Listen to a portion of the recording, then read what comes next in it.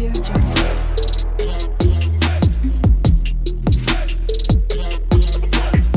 Audio Jungle. ನಮಸ್ಕಾರ ಸ್ನೇಹಿತರೆ, ಆರಿ stitch craft ಚಾನಲ್ಗೆ ನಿಮಗೆಲ್ಲರಿಗೂ ಸ್ವಾಗತ. ಇವತ್ತಿನ ವಿಡಿಯೋದಲ್ಲಿ ನಾವು ಬ್ಲೌಸ್ ತೋಳನ್ನು ಅತಿ ಸುಲಭವಾಗಿ ಮತ್ತು ಸರಿಯಾದ ಅಳತೆಯಲ್ಲಿ ಹೇಗೆ ಕಟ್ ಮಾಡೋದು ಅಂತ ನೋಡೋಣ. ನೀವು ಹೊಸದಾಗಿ ಹೊಲಿಗೆ ಕಲಿಯುತ್ತಿದ್ದರೆ ಈ ವಿಡಿಯೋ ನಿಮಗೆ ತುಂಬ ಸಹಾಯವಾಗಲಿದೆ. ಬನ್ನಿ ನೋಡೋಣ. ಬೇಕಾಗುವ ಅಳತೆಗಳು. ತೋಳಿನ ಕಟ್ಟಿಂಗ್ ಮಾಡಲು ನಮಗೆ ಮುಖ್ಯವಾಗಿ 3 ಅಳತೆಗಳು ಬೇಕು. ಫಸ್ಟ್ ತೋಳಿನ ಉದ್ದ ಮತ್ತು ತೋಳಿನ ಸುತ್ತಳತೆ ಹಾಗೂ ಆರ್ಮೋಲ್ ಅಳತೆ. ತೋಳಿನ ಉದ್ದ ಆಯ್ತಲ್ಲ, ಈಗ ತೋಳಿನ ಸುತ್ತಳತೆ. ಇದು ತೋಳಿನ ಸುತ್ತಳತೆ. ಆಮೇಲೆ ಇದು ಆರ್ಮೋಲ್ ಅಳತೆ, ಆರ್ಮೋಲ್ ರೌಂಡ್ ಎಷ್ಟಿದೆ ಅಂತ ಒಂದು ಸತಿ 3 ಅಳತೆಗಳನ್ನು ನೋಡ್ಕೊಂಬಿಡಿ. 8.25 ಬರ್ತಾ ಇದೆ. ಈಗ ಬಟ್ಟೆಯನ್ನು ಯಾವ ರೀತಿ ಹಾಕ್ಕೊಳ್ಳೋದು ಅಂತ ನೋಡೋಣ.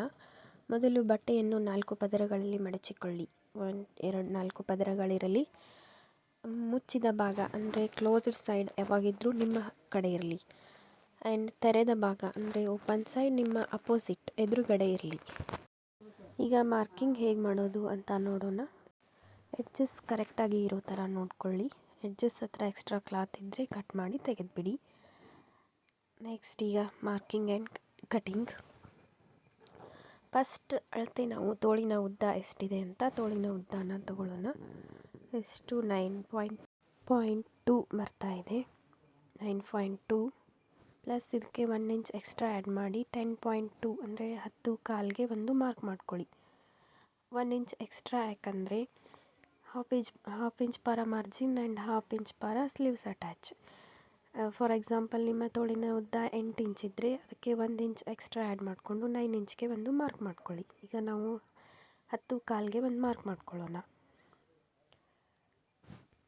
ಈಗ ತೋಳಿನ ಉದ್ದ ಎಷ್ಟಿದೆಯೋ ಅಲ್ಲಿಗೆ ಒಂದು ಸೀದಾ ಗೆರೆ ಹಾಕ್ಕೊಳ್ಳಿ. ನೀವು ಬಿಗಿನರ್ಸ್ ಆಗಿದ್ದರೆ ಆದಷ್ಟು ಎಲ್ ಸ್ಕೇಲ್ ಯೂಸ್ ಮಾಡಿ. ಇದು ತುಂಬ ಯೂಸ್ ಆಗುತ್ತೆ ಕಟಿಂಗಲ್ಲಿ. ಈಗ ಸ್ಲೀವ್ಸ್ ಲೆಂತ್ ಆಯಿತು. ಇನ್ನು ನೆಕ್ಸ್ಟ್ ನಾವು ಕ್ಯಾಪ್ ಹೈಟ್ ಹೇಗೆ ಮಾರ್ಕ್ ಮಾಡ್ಕೊಳ್ಳೋದು ಅಂತ ನೋಡೋಣ. ಈ ಗೆರೆಯಿಂದ ಕೆಳಕ್ಕೆ ಕ್ಯಾಪ್ ಹೈಟ್ ಮಾರ್ಕ್ ಮಾಡ್ಕೋಬೇಕು. ಇದು 1 ಇಂಚ್ ಎಕ್ಸ್ಟ್ರಾ ಇದೆ, ನೆನ್ಪಿಟ್ಕೊಳ್ಳಿ. ಇದು ಸ್ಟಿಚಿಂಗ್ ಆದಮೇಲೆ ನಮಗೆ ಎಕ್ಸಾಕ್ಟ್ ಲೆಂತ್ ಬರುತ್ತೆ. ಈಗ ಕ್ಯಾಪ್ ಹೈಟ್ ಮಾರ್ಕ್ ಮಾಡ್ಕೊಳ್ಳೋಣ. ಮೇಲಿನಿಂದ ಕೆಳಕ್ಕೆ ಕ್ಯಾಪ್ ಹೈಟ್ ಅಂದರೆ ಸುಮಾರು 3 ಇಂಚಿಗೆ ಒಂದು ಗುರುತು ಮಾಡಿ. ಇದು ತೋಳಿನ ಶೇಪ್ ಬರಲು ಈ ಅಳತೆ ತುಂಬ ಮುಖ್ಯ ಆಗುತ್ತೆ. ಈ ಕ್ಯಾಪ್ ಹೈಟ್ ಯಾವ ಸೈಜ್ಗೆ ಎಷ್ಟಿರಬೇಕು ಅಂತ ನಾನು ನೆಕ್ಸ್ಟ್ ವಿಡಿಯೋದಲ್ಲಿ ಹೇಳ್ಕೊಡ್ತೀನಿ. ಅಂದರೆ ಫುಲ್ ಬ್ಲೌಸ್ ಕಟ್ಟಿಂಗಲ್ಲಿ ಯಾವ ಸೈಜ್ಗೆ ಎಷ್ಟು ಬರುತ್ತೆ ಅಂತ ನೋಡೋಣ. ಈಗ ಆರ್ಮೋಲ್ ಅಳತೆ. ಈ ಆರ್ಮೋಲ್ ಅಳತೆ ಎಷ್ಟಿದೆ ಅಂತ ನೋಡೋಣ. ಬೆಟರ್ ಆರ್ಮೋಲ್ ಅಳತೆನ ನಾವು ಬ್ಯಾಕ್ ಸೈಡಲ್ಲಿ ತಗೊಳ್ಳೋದು ತುಂಬ ಒಳ್ಳೆಯದು. ನಾನಿಲ್ಲಿ ಫ್ರಂಟ್ ಸೈಡಲ್ಲಿ ತೊಗೊಂಡಿದ್ದೀನಿ. ಎಷ್ಟಿದೆ ಇದು 8.25 ಬರ್ತಾ ಇದೆ. ಅಂದರೆ 8.2 8.25. ಇದನ್ನು ಹೇಗೆ ಮಾರ್ಕ್ ಮಾಡ್ಕೊಳ್ಳೋದು ಅಂತ ನೋಡೋಣ. ನಮ್ಮ ಅಳತೆ 8.25 ಬಂದಿತ್ತಲ್ವ, ಅದರಲ್ಲಿ 1 ಇಂಚ್ ಮೈನಸ್ ಮಾಡಿ 7.25 ಮಾರ್ಕ್ ಮಾಡ್ಕೊಳ್ಳೋಣ. ಅಂದರೆ 8.2 ಮೈನಸ್ 1 ಇಂಚ್ 7.2ಗೆ ಮಾರ್ಕ್ ಮಾಡ್ಕೊಳ್ಳೋಣ. ಈಗ ನೆಕ್ಸ್ಟ್ ತೋಳಿನ ಸುತ್ತಳತೆ ಎಷ್ಟಿದೆ ಅಂತ ನೋಡೋಣ. ನಮಗೆ ಎಷ್ಟು ಬರ್ತಾ ಇದೆ 4.5 ಅಂದರೆ 4.5 ಇಂಚನ್ನ ಮಾರ್ಕ್ ಮಾಡ್ಕೊಳ್ಳೋಣ.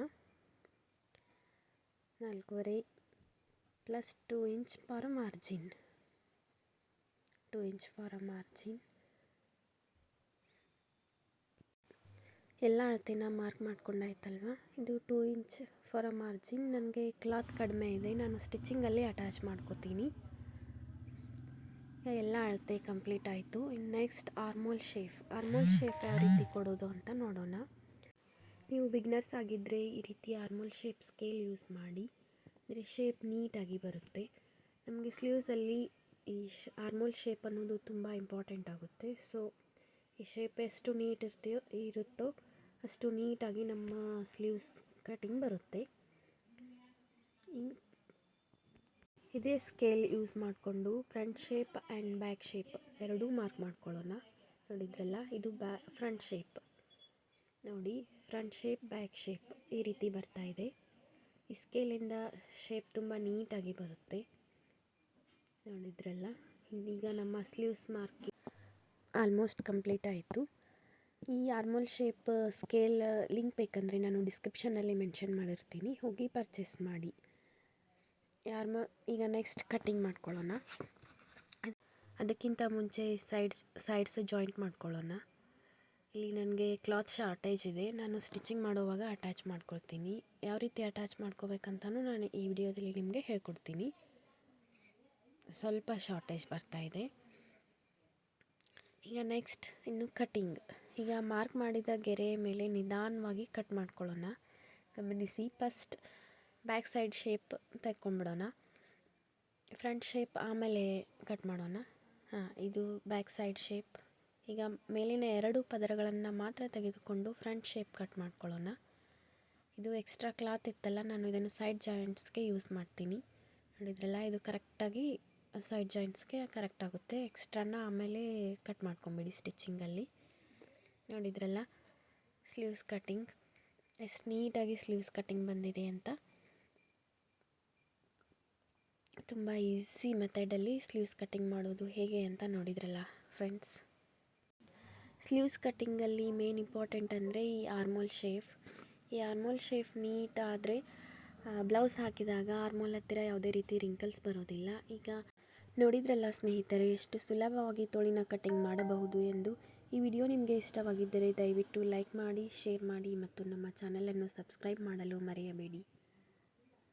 ಇದು ಸ್ಲೀವ್ಸ್ ಆಯಿತು. ಮುಂದಿನ ವಿಡಿಯೋದಲ್ಲಿ ನಾನು ಬ್ಲೌಸ್ ಬ್ಯಾಕ್ ಸೈಡ್ ಹಾಗೂ ಫ್ರಂಟ್ ಸೈಡ್ ಹೇಗೆ ಕಟ್ ಮಾಡೋದು ಅಂತ ಹೇಳ್ಕೊಡ್ತೀನಿ. ನಮ್ಮ ವಿಡಿಯೋ ನಿಮಗೆ ಇಷ್ಟ ಆಗಿದ್ದರೆ ದಯವಿಟ್ಟು ಸಬ್ಸ್ಕ್ರೈಬ್ ಮಾಡಿ. ಮುಂದಿನ ವಿಡಿಯೋದಲ್ಲಿ ಮತ್ತೆ ಸಿಗೋಣ. ಧನ್ಯವಾದಗಳು.